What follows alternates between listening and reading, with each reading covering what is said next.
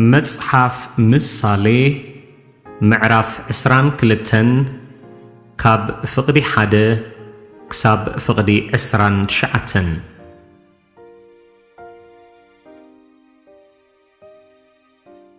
صبق سم كاب بزح حبتي يحره موغس كاب برورن ورقن يبلز هابتامن دخان يرخبو نخلاتهم زجبروم እግዚአብሔር እዩ አስተውዓሊ ሰብሲ እከይር እሞ ይሕባእ ገርህታት ግና ህሩግ ይብሉ እሞ ብእኡ ይጉድኡ ዓስቢ ትሕትናን ፍርሃት እግዚአብሔርንሲ ሃብትን ክብረትን ህይወትን እዩ እሾኹን መፈንጠራን ኣብ መገዲ እትቀይናን እዩ እቲ ንነፍሱ ዝሕልዋ ኸኣ ካብኡ ይርሕቕ ንቆልዓ እታ ኪኸደላ ዝግብኦ መገዲ ኣላምዶ እሞ ምስ ኣረገ ካብኣ ኣይከልግስን እዩ ንድኻ ሃብታም ይገዝኦ ተለቃሒ ኸኣ ባርያ እቲ ዘለቅሖ እዩ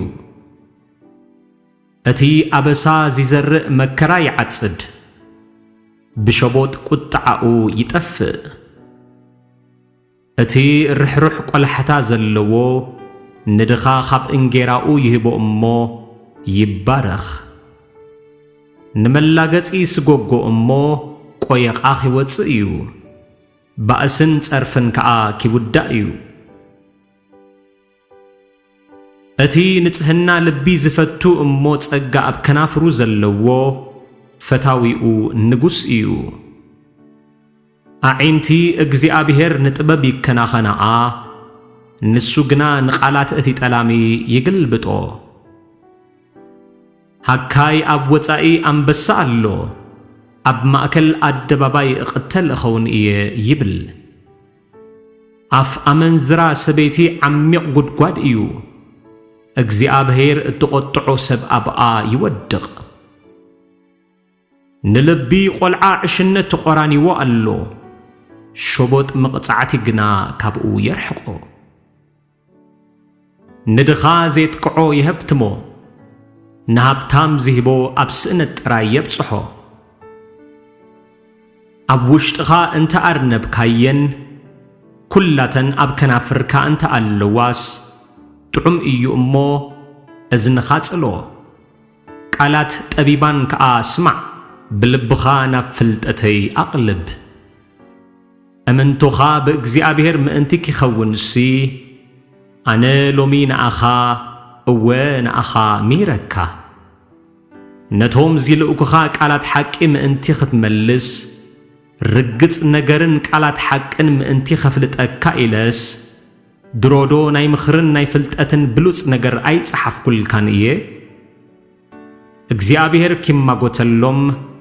ነቶም ገፈፍቶም ከኣ ህይወቶም ኪገፎም እዩ እሞ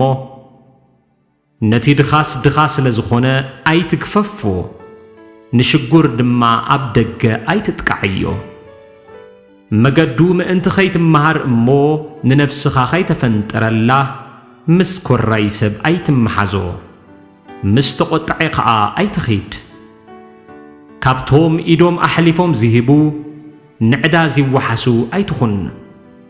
መፍዳይ እንተ ሰኣንካስ ስለምንታይ እዩ መንጸፍካ ካብ ትሕቴኻ ዝውሰድ ኣቦታትካ ዝቖምዎ ናይ ቀደም ደረት ኣይተዝብል